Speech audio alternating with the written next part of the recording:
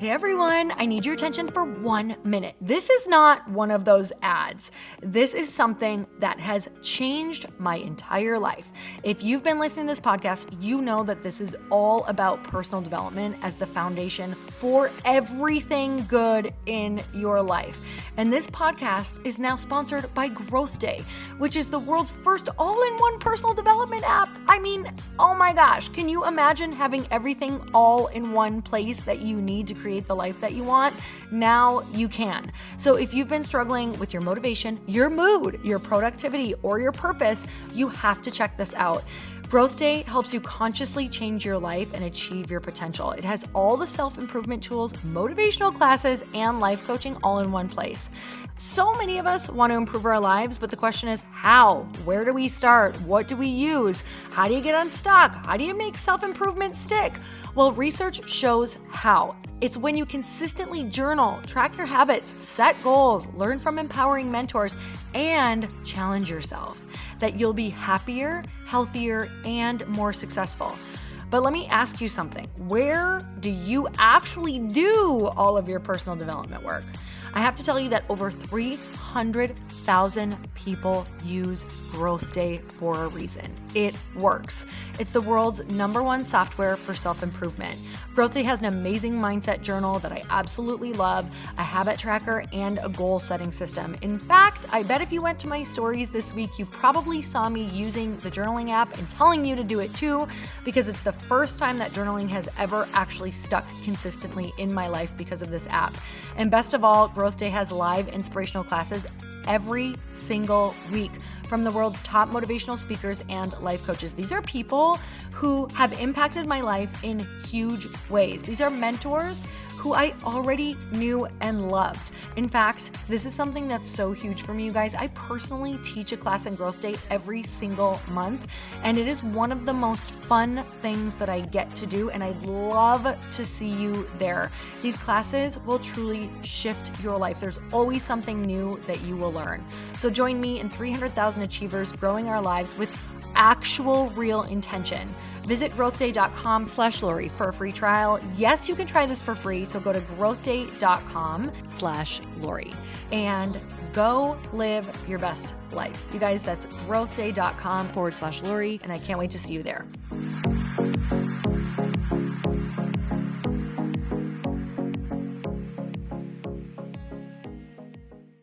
You know, I found that the most liberating thing for me is to actually encourage people to try other people.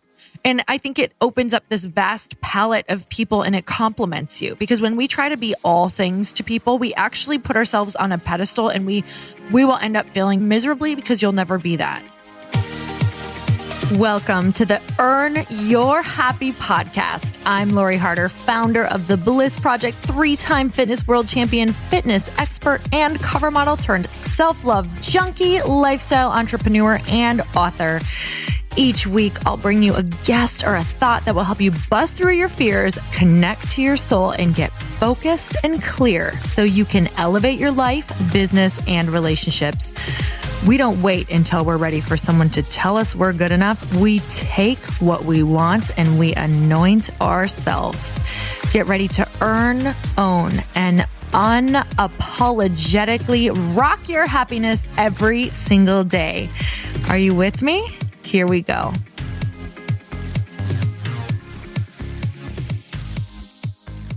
Evans, welcome back to Questionably Awesome. This is your show and it's your time to shine. Thank you so much for having me on your program today. It's like NPR. Welcome back to EYH, where we're going to discuss things that are boring. Boring, but we have to talk like this. You have to do one of these voices. That's right. Very relaxed. Sweater weather. Sweater weather. Sweater weather. Sweater weather. Sweater weather. Oh, I want to be on that's Saturday good. Night Live. Wouldn't that have been fun?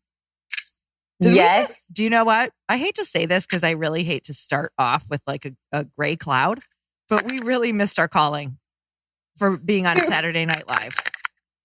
Really did. There's still time if Lauren Michaels wants to call us. We're available. Yeah, I think so too. And as much as I love your Patagonia collar, it's rubbing on your microphone right now. Oh, there you go. Here. Thank you. Let me do this. Oh, striptease. Hey, Ooh. See, I'm guys, naked now. see, guys, she's totally in the buff. But it's normal because like when you're a podcaster, you can't let anything rock you. You need to stay steady. I don't know what When you're steady. dedicated to your craft, you just do what you have to do. You know, she's totally nude and she is going to talk about topics that are important. That's what we do on the show. If you can't already tell, if you've been listening to the podcast, this one is a slight venture off into a left field of sorts. It's perhaps a cornfield with a corn palace at the end. That's the type of field that we're in. It's not serious. Sometimes it is. Actually, I really feel like we give some serious life nuggets. Yes, all the time. They're golden and crispy.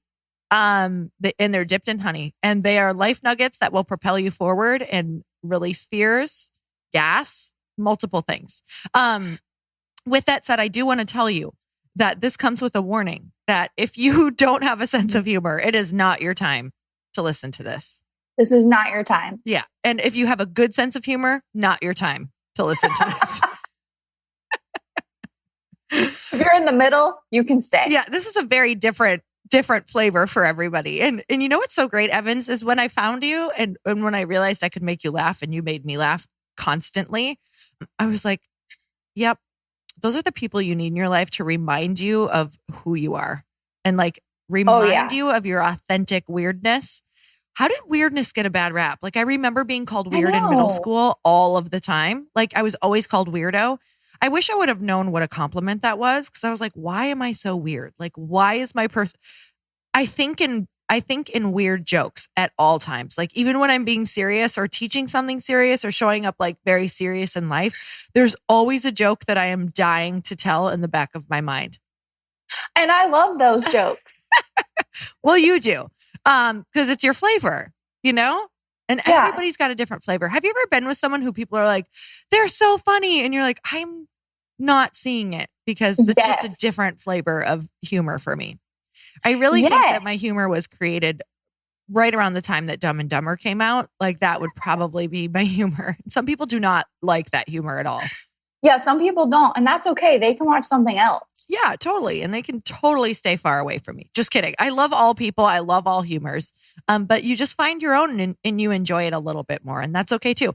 Okay. So with that said, I want to know about what's been going on this past week in your life. How is puppy life? How is she? How's June? June is amazing. She's lost like 3 teeth this week, which is very exciting. That's so fun to find their puppy teeth around. It's so weird. Adam wants to keep them. And I'm like, why are we going to keep these? That's gross. Okay. Serious question. Who's the sentimental one? Like who will be the one when you guys have kids, if you guys have kids, that will be like, oh, let's keep their locks of hair after it's cut. And you're like, hell no. Get rid of that weird crap. Will be. I think he will be more sentimental than I am. Like puts it on like a doll, like a fake doll of your child. Wait, can we talk about my mom still has a little ring box. This is so gross with baby teeth in them. Oh my God. See, there's two kinds of people. Why? I'm like, Mom, why do you have these? That's disgusting. This is like, I don't know, should be in a museum or something to study. It's so gross. And she's like, what? I don't have the heart to throw them away. I'm like, just throw them away. That's totally like Chris is sentimental. And it's so bad because I view the memory as the sentimental piece. I'm going to tell you where this came from and I'd love to hear how you feel about it and love to hear what your take on this is because, okay, so I have a theory that because like I went through a bankruptcy with my family when I was younger and like watched the pain that my mom went through of like she was so attached to our home and things that she was in pain for years. And I remember her like, you know, always talking about it and kind of holding it against my dad. And I get it because that was like her, you know, home and things and all of this stuff that she felt like was torn away from her. And I think from that moment, I literally remember thinking like, I'm never going to attach myself to things because I don't want to go through that pain. And from then on out, it's almost like if I get too attached to things, and this can be, you know, kind of dangerous too, because it's like okay to be sentimental. That I'll like, you know, I'll be like, nope, get rid of it. Nope, don't need it. I don't need to even keep that photo. Like it's really bizarre. So I attach memories or I attach like sentiment to memories, and I try to like go down memory lane more often. But some people, like Chris, is very, very attached to things. Like he, like, Yeah. like his, parents' things or grandfather's things or things like that. And I do understand that. I get that, like one or two things. Because, there's like maybe a ring or something that my mom has that I feel really sentimental around. Yeah. Right. So tell me your take. Tell me your take. Yeah, I feel like I get in trouble with myself a lot because I'm one of those people like you where if I just want to clean it out, like we don't need this anymore. But I do keep letters. Those are the things like I cannot throw a Christmas card away. Yeah. Why? I just don't want to. They make me happy. Yeah, you know what? I keep letters as well, but what I did that I regret, I don't have a lot of regrets, but I would have loved this. I used to write a lot, and I also like used to write letters to my girlfriends, and they would write me, and to one of my first boyfriends who is now unfortunately passed away. But I would have loved to have kept like those first like love letters to see what we all said and what that looked like. But what I did throughout my life was, and I get it, like we don't want to keep things like that. And you know what I mean? Some of us do, some of us don't. Like once we like broke up, and we broke up like kind of in a miserable way, it's like I just got rid of, I like burned everything, literally burned it, like letters, pictures, all of those things. And now I'm like, looking back, those are such big parts of your life that it's kind of like, oh my God, I kind of burned 8 years of my life like that. He was one of the consistent memories in my life. And when you look at it, it's kind of like that was a really developmental phase of your life. So that is one thing that I wish I wouldn't have done like sentimental around, because Chris is so like, I don't care what he has from old girlfriends. His past girlfriends made him who he is. Like, and if he was like holding on to things and looking at him daily, that'd be real weird. That would be a little weird. But if it's like a couple things in a box that were a part of, I would have loved to read his letters right now and kind of like make fun of him. That'd be so much fun. Like, and looking back at how cute he was, like saying sweet things to whoever it was, like that would be great. I agree. I think it's like, so wouldn't that be funny to see what Adam wrote? Like, oh my gosh, yes. Like he probably was turning the Polaroid on himself, the Polaroid camera, and taking pictures of his short shorts, like a selfie. And he 100% was. And being like, hey, just wanted to let you know I'm thinking about you in my short shorts. It was funny because when we were in Indiana for like, I know this is so off topic. We're really on a really good topic right now. So please don't stray. But when we were in Indiana during the first part of quarantine, we would go on morning walks, and his high school and college girlfriend lives in that area. And we would run into her like every morning. And I wish I should just like interview her and be like, so what was it like? Like, what are his memories? I want to know. Oh, hi, Adam. We're just talking about you. Speak of the devil. He can't hear me, so that's good. Hey, he just came in the room dancing. It's like, that is the best. It's just the best. Yeah. So married life is going well. It's looking like married life is going well. One day at a time, Lori. One day at a time. Yeah. I saw the best quote. It was like, just take it one, oh my effing God, are you kidding me, at a time. I was like, I've had those days, and you just got to take it one of those at a time. So Evans, do you have a quote? Oh, yeah. Because I think that's what we do. I don't really know. Yes, we do quotes. And I found one from Oprah. And I don't know why I picked this. This is whatever.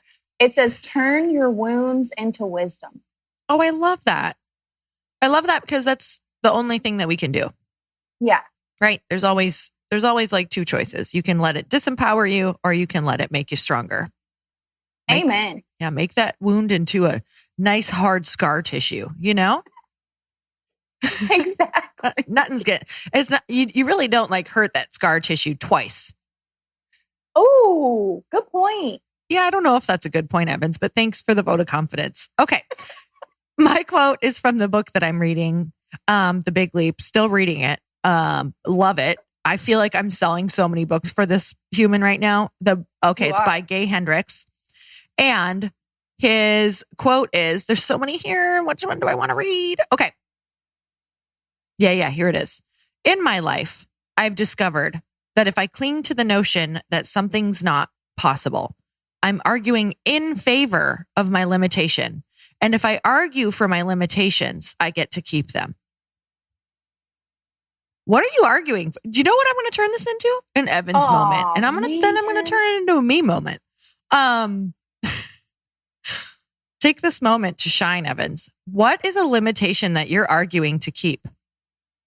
Oh gosh, I have so many. I love to keep myself down.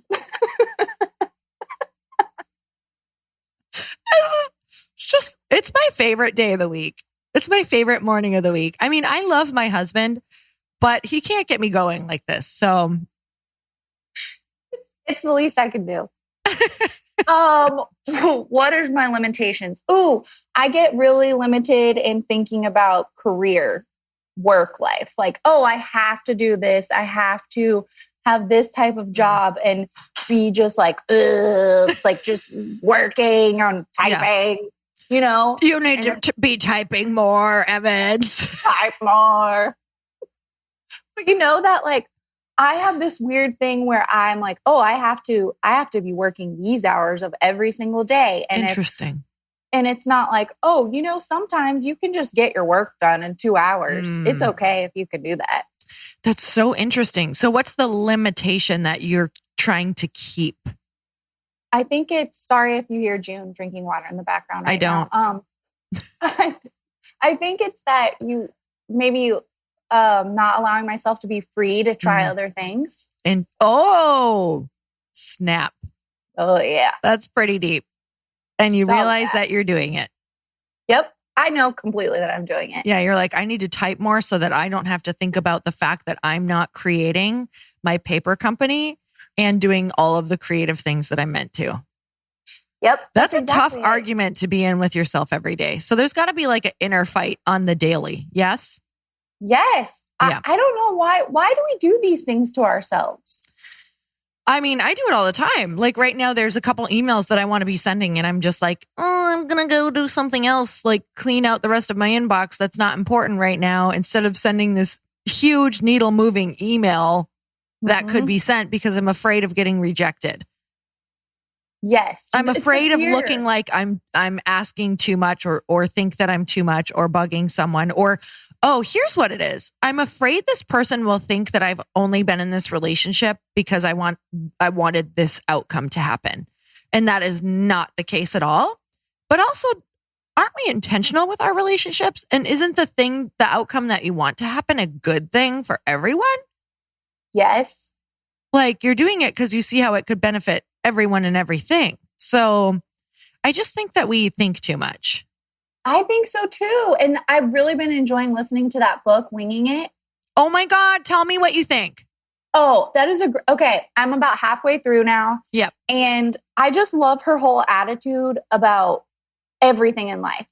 She never seems to have that her voice seems to always tell her like, why couldn't I do this? Yes. Why wouldn't I try this? Why can't it be me? She literally just wings it. She decides something and she's like, I'm just going to try it and see what happens. It's so good. It's like, is it like lighting a fire in you? Yes. It just makes you realize that all the little things that you are overanalyze in your mind and you're like, oh, I could never do that. That could never be me. Just freaking do it because the worst that can happen is not that bad. So I'm going to need you to finish that book. And then I'm going to need you to read The Big Leap. Yeah. Oh, yeah. I got to read The Big Leap. And then I'm going to need you to start your paper company because I am buying cards at a rapid rate. The holidays for light just pink around the corner. It's not even about the holidays. You will never get a holiday card from me. I'm just letting you know right now. Some people are like, that's how I like, even in Winging It, she talks about how important that is for her. That's how she keeps up her relationships. And I'm like, I'm not even going to try to stretch into that. I will keep up my relationships in a different form. But for me, holiday cards, that would actually feel like you slowly cutting off my fingers. It's not going to be how I show you my love. So, but I do send other cards. Yeah, you send very nice cards. Like, I love sending just thoughtful cards for nothing or around your birthday, but for some reason, I think because holidays to me, it feels like you're just supposed to do it. And it's like, I don't know. It's so weird. I don't know why I have this. Like, I love getting the holiday cards. Yeah, So, it's okay that you don't want to write them. It's okay. Okay, thank you. Feeling really stressed about that.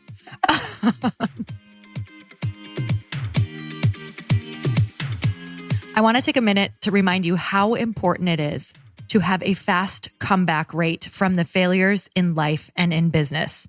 It's as crucial in business as it is in health. So if you're in charge of hiring, it should be in every single job description.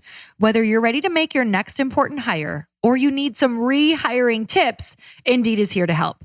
Indeed.com is the #1 job site in the world because Indeed gets you the best people fast.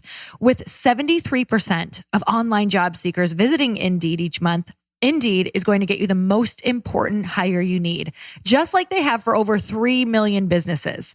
So right now, Indeed is offering our listeners a free $75 credit to boost your job post, which means more quality candidates will see it fast.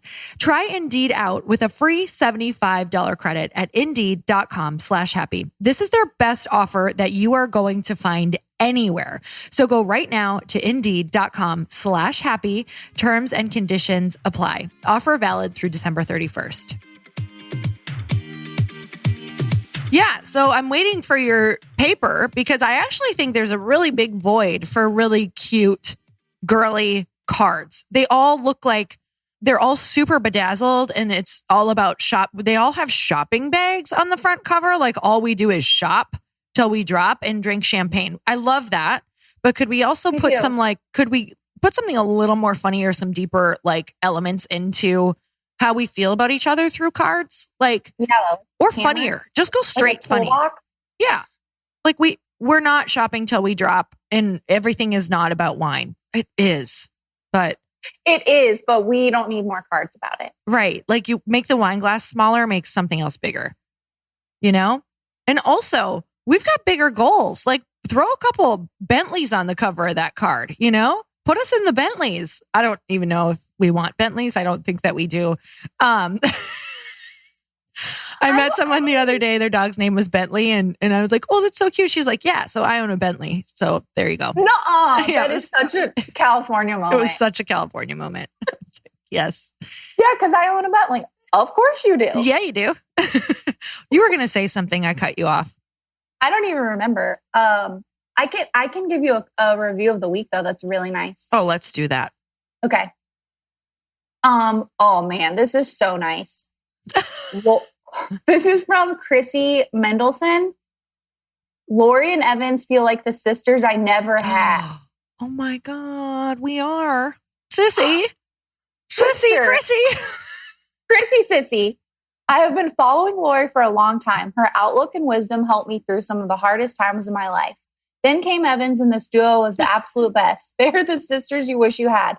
Honest, hilarious, and insightful. These two bring you self-development, decorated, and laughter. I look forward to every episode. Thank you for always showing up. Oh, wow. My Lord.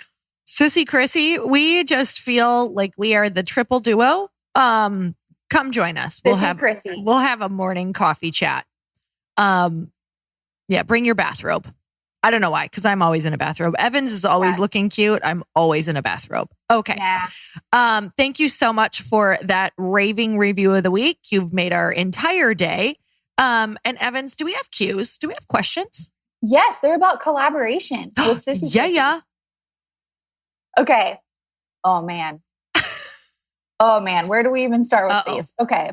Oh, this is an interesting question from @the Megan Otto. Megan wants to know, how do you approach or go about asking a brand or influencer to collaborate? Do you pitch them, win them over, charm them? Oh, so good. I think at the end of the day, it's all about a relationship. And also, in order to collaborate with someone, there's no way for you to collaborate with them until you know what's in it for them. So if you're pitching, you're actually trying to pitch in a way of not selling yourself, which is important. Actually, it's not a time to not brag. It's actually a time to brag in a beautiful way. But you're going to start with the pitch being what's in it for them. So, and you can't just guess what's in it for them. You actually have to kind of study what they're up to, what their goals are right now. Are they promoting a podcast, a book? Are they promoting a product? Are they really trying to give back to a certain charity that they're in love with? What's going on in their life right now? So I think ultimately, though, it's about a relationship. You're going to just show up on their radar. So I know you can't just be like, hey, let's be friends, somebody maybe at another level. But what's going to happen is you do need to start showing up. So whether you have to remind yourself, 3 times a week to go comment on their stuff or share whatever they have, or if you have any groups that you're a leader of, like share their book in there, share what they're doing, highlight them as a guest, make sure people go and not a guest, highlight them as maybe, I don't know, make people go follow them, all of the things. You notice that. Like I notice when people do that. And all of a sudden it's really funny because then I'll meet people a year or two later, like maybe at the Bliss Project or something. And they're like, hey, I'm Tracy. I don't know if you know who I am. I always comment and share your stuff. I'm like, oh my God, yes, we talk all the time. Like I feel like I know you. Like it actually feels that way. And so if she were to ask me something like, hey, and this has definitely happened, hey, would you forward my new book that I'm working on? Now, if you just asked me out of the blue and said, I've followed you forever, I really love you, but I've never seen you, right? Like, would you forward my book? I'd be like, you know what? I only do this if I know that if I kind of like know somebody's presence and what they're about. And I'll only do it if I know who you are and what you're like, what you stand for. Because what if you stand for something totally different than I do? And all of a sudden my name is now attached to your book forever. So if I've seen them and looked at their stuff and feel like I know this person and oh my God, she's all about supporting women and I see how she shows up, I'll probably say yes right there. If you've been on my radar, and I have said yes right there. And I've said no right there. Like I can't do it unless I actually like have known you for a while. So I think that's a really good point of, it's about, Emma talks about this all the time in her book. Now that we're talking about, Emma's the topic for right now. She has no idea. Because we're all listening to her book, but she just spoke into our mastermind and was saying, by the time you need a relationship, it's too late. So make the relationships now, like start getting on the radars now, start giving and showing up on people who you like really want to emulate, who have given back to you. We forget, like, where do we begin? Well, begin with the people who have poured into you. Like, is it your mentors? Yeah. Is it people whose podcasts you listen to? Is it books? What is that? And how can you show up for them? Never underestimate how those people need you. And how much they probably love you and how they would love to hear from you because their mission is you. Like you have to show up in order for them to live in their mission, which is probably some sort of service, whether it's teaching you about business or books or whatever. So I think it's all about relationships first. And then it is about, then pitching. And if before the relationship, you do have something that's really valuable to that person, like if someone came to me right now and they had a really large community of women, or super loyal women, and they were like, hey, I would love to share your product into this group, but what I would love is maybe if you came in for, 15 minutes or share, sent me some of your product. I would look at that if it was a large group of very loyal women who they knew would purchase without knowing the person, right? So you have to kind of know what their goals are and where they're at.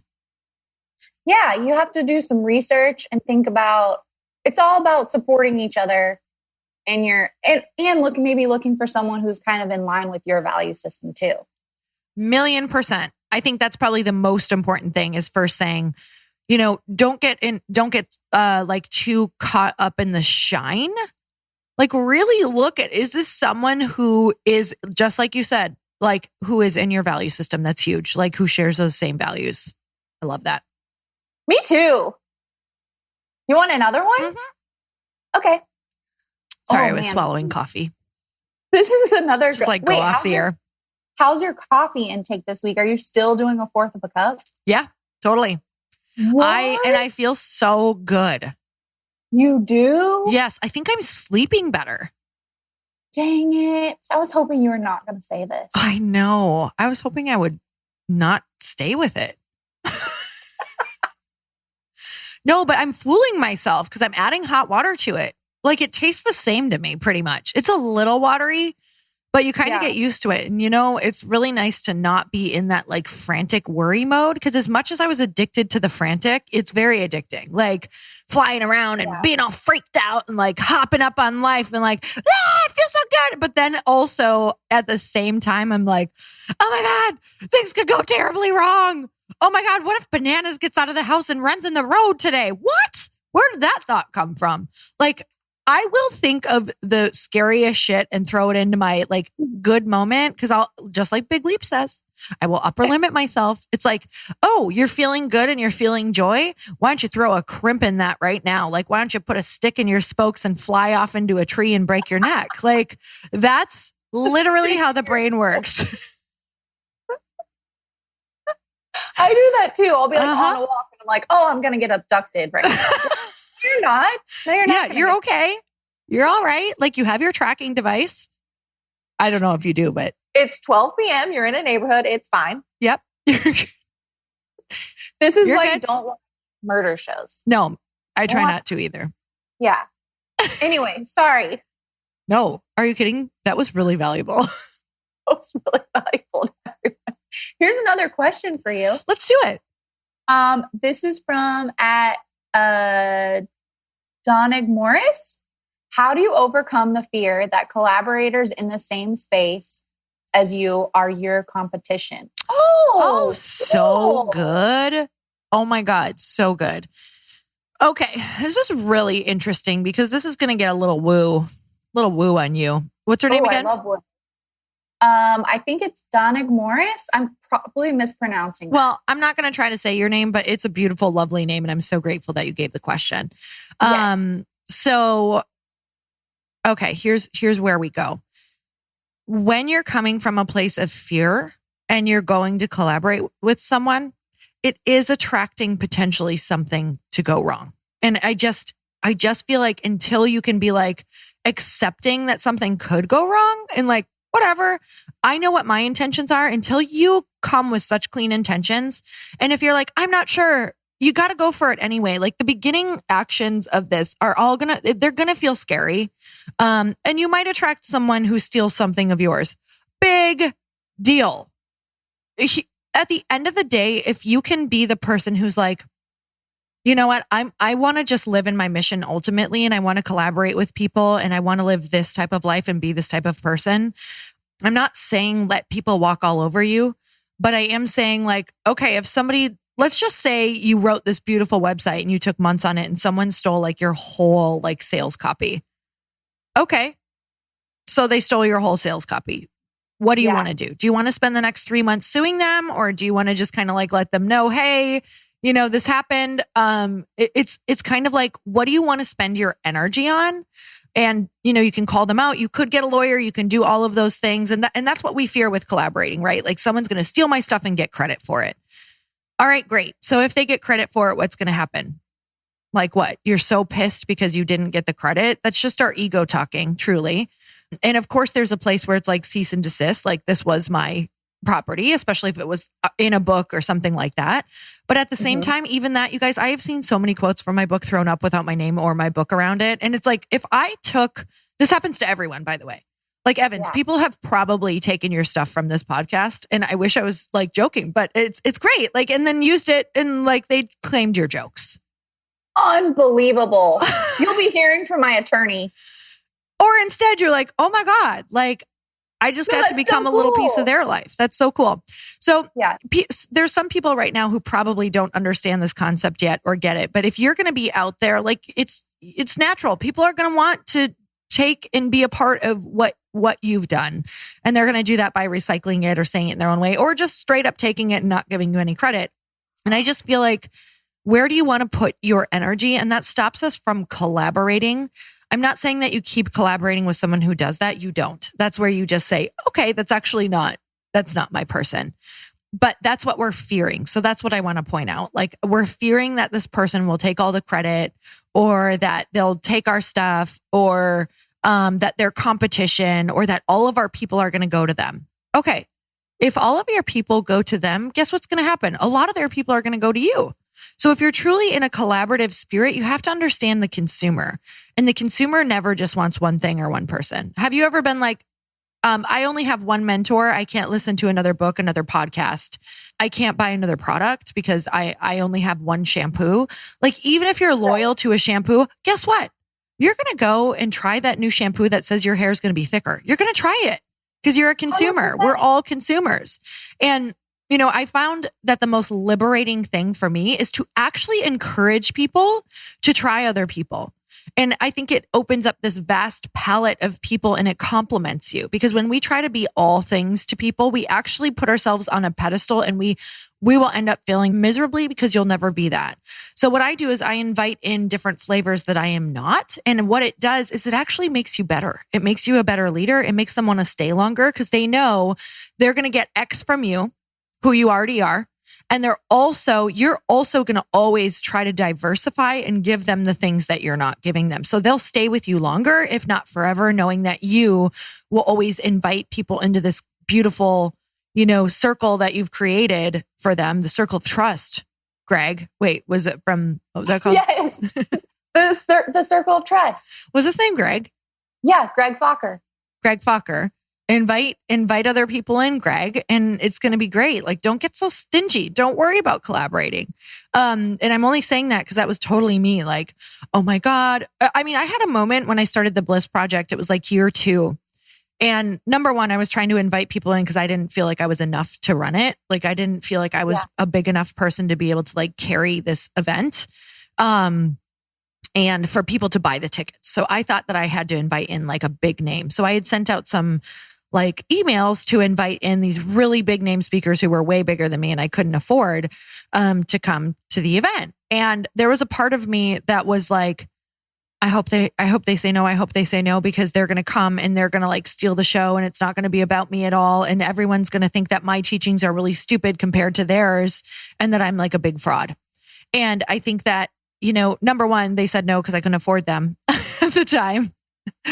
And number two, it was like, wow, I was really in fear of I'm going to look stupid if I invite these other people in. I'm not going to look as smart. And I think that that's also something that we deal with. And it's like, you know what, just go for the collaboration and also go for people at your level or around your level too. Because sometimes they're the best people to collab with because you guys are kind of in the same arena and going through the same things. And I definitely think it is important to collab with other levels, but you have to know what kind of value you're bringing to them if you're going to do that, because it's got to be an equal energy exchange for people. And you can't get pissed when you're like, oh, they think they're too good. No, they've just put in a lot more work and they would be benefiting you way more than you could ever benefit them at that point. So it's not worth their time because their time is so precious. So I understand that because I have done that. Like, I have tried to get those people to collab, and now I understand, now that I have so many things going on. I'm like, oh God, it's just, you have to really pick and choose with what's going to give you an equal energy exchange for where you're at. So that was a long answer, Evans. I really liked it. And I can speak as a consumer that, to your note, that when you said like people are going to try different things, yeah. I'm thinking about, I still read a lot of blogs because I love reading people's blogs, and I definitely follow a lot of they're similar voices, but unique. And I love when they do stuff together, or when they're like, hey, this person is like me. Mm-hmm. I'm like, cool, more awesome content that I know I already like. I will sign up. For sure. Like, we love that. We love when we can switch up, you know, the energy and try new things and hear new voices and new perceptions and thoughts. So, I mean, I think the best collaborations are bringing in the people and the strengths that you do not have. And then by doing that, you actually have them. So I always think of that, like where I feel weak or where I feel like I'm, you know, maybe can't serve people, I invite those people in. I used to try to be that person. Like, I was like obsessed with, help me, why can't I think of it? Like Joe Dispenza, what he teaches. Wow. Apparently I just really have pushed it out of my brain. No, quantum physics. I know either. Quantum physics. Gotcha. Like, I was obsessed with like quantum physics. So I was trying to read all of these science books That is not for me. Like, I am not going to explain to you quantum physics. And I remember before a bunch of Bliss projects, I was so overwhelmed and I was like, I have to teach this, but I'm going to sound so stupid. And then I was like, wait, this is not what I'm supposed to be talking about. I will invite someone in to talk about this or play a video, which I did, instead, and give them credit and then talk about how this is applied to my life. So we're always trying to be this expert. And it's like, what? No, don't try to be something you're not. Focus on what you are and then invite in other people. Like, we're meant to, if it was just about us, like, God wouldn't have put other people on the planet. It would just be you trying to learn everything, like talking to the lions, you know? And that sounds kind of fun, but also terrible. Terrible. Because what if a lion is like, this isn't your zone of genius. You shouldn't be teaching this, idiot. You're going to be eaten.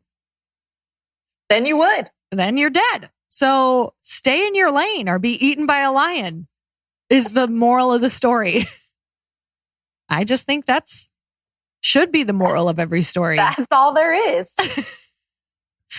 And you know what? I don't know if I even like stay in your lane because I do think that here's the thing. I just think a lot of people aren't actually in their lane. So when they hear stay in your lane, they're like, oh, I should just stay small. No, you need to first get in the right lane or left, the correct lane for you. And then stay in your zone of genius. All right, Evans, I have consumed a lot of your time this morning. This is a long one. So hopefully you didn't have an appointment after this because my a-hole self did not ask you. No, I have no appointments. Okay. I pray that we're at a point that you'd be like, I gotta go. Yes, I would tell you. Instead of you like sitting there with stomach cramps and blotches. Yeah, I just pooped my pants. I've pooped, I have blotches, and I didn't speak my truth. I'm late for a meeting. We do that to ourselves. I know. Listen, I don't mean to bring up my dental hygienist again, but she said that women are the worst about putting everybody else before themselves. And that's why their teeth need to be cleaned more because they just don't spend the 2 minutes. Another moral of the story. Put yourself first or your teeth will fall out. Exactly. You're going to have gingivitis and nobody wants to be around someone with gingivitis. Oh my God. You know what's so bad about that is if you get eaten by a lion, they won't even know it was you because you won't have teeth. Which brings us back to our first initial point of keeping baby teeth. We have officially become full circle on this podcast. You know what? We blow our minds every single time. So, all right. We'd like to leave you with this. Hopefully you're feeling the same elevated way that we are right now. And until next time, be questionably awesome. Evans, thank you for your love, for your time. Thank you for your future paper company. I just can't wait to write on it. I can't wait for all the hilarious jokes that are going to be on it to send to my girlfriends. Me too. I can't wait to get a letter. Okay. All right. Until next time, everyone, have the best day ever. Bye. Bye. Thank you guys so much for spending this time with me on the Earn Your Happy podcast. I am so glad that you stopped by. If you could take 1 second to share this episode with someone you think would love it, that would be absolutely amazing, and we would be forever grateful. Also, please leave us a review if you feel so moved by going to iTunes and leaving us an honest thought, an honest comment. Tell us what you think. Tell us what you want to hear more of. It would really help us out on our journey to helping thousands and thousands of people. Until then, don't forget to earn your happy. Thanks again, guys. Bye-bye.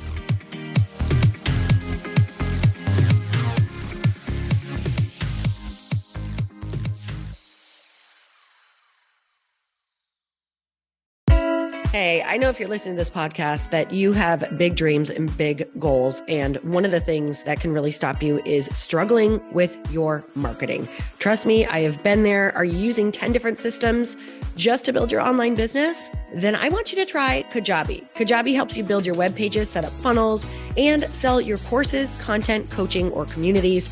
You've been hearing me talk a lot about funnels on this podcast and the importance of your email list. You can get a free trial at kajabi.com. That's Kajabi.com. I've talked about Kajabi before, but here's something that's super cool and new.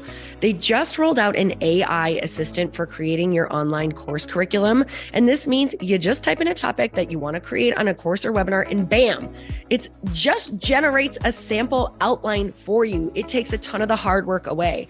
Of course, you're going to customize it to be your own, but this really helps you get over the struggle of how in the world to start, which is where most people stop.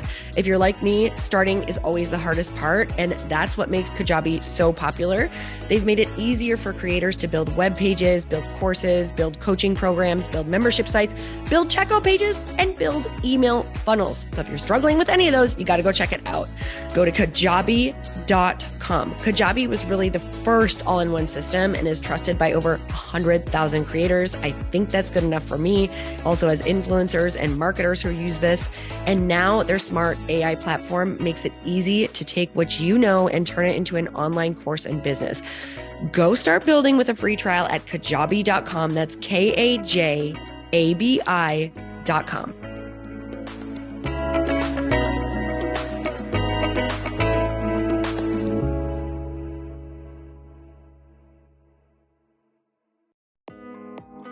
Hey, thanks for listening to the podcast. And I want to make sure that you have my phone number, and I'm not kidding.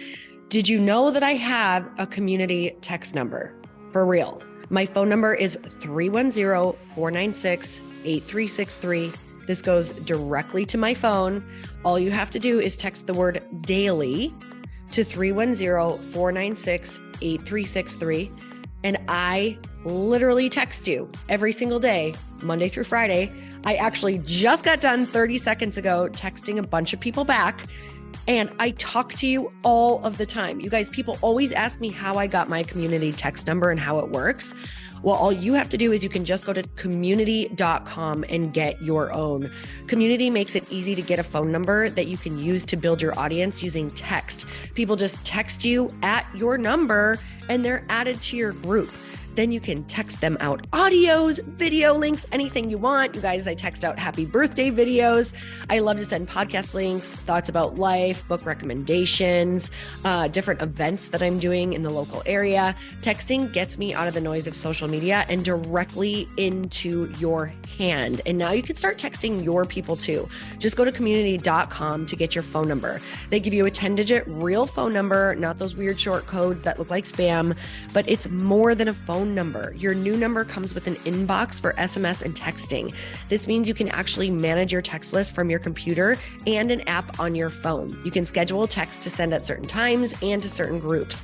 You can even set up auto replies or let your assistant or customer service team answer your text messages via Community's awesome dashboard.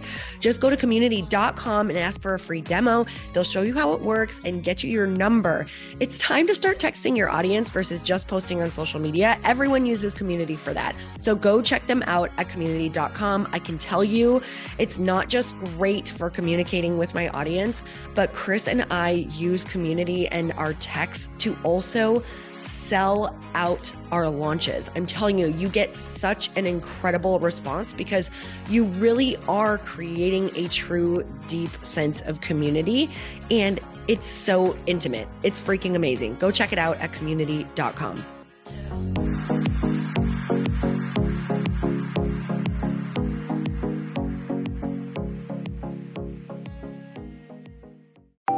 Want to know a huge secret to my success?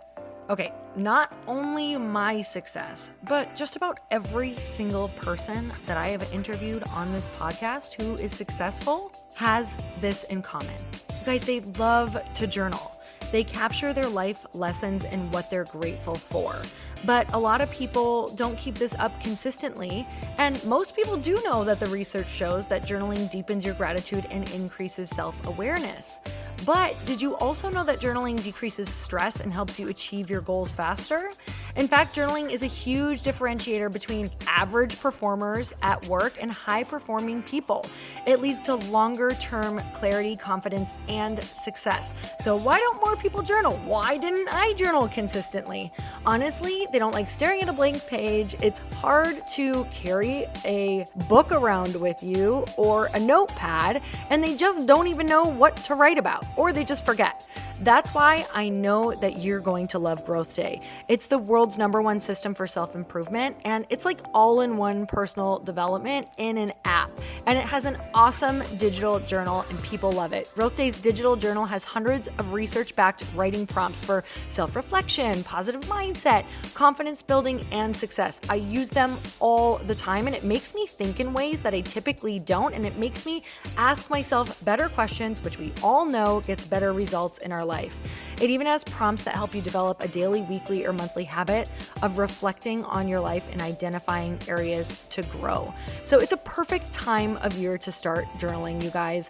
When you sign up at Growth Day, you also get systems for habit tracking, goal setting, and scoring, and improving every area of your life. Best of all, I get to teach there too, you guys. I'm so excited. I hope that I get to see you. I teach live in Growth Day every single month with a new topic just for you. So join me there. Start your free trial at growthday.com/Lori.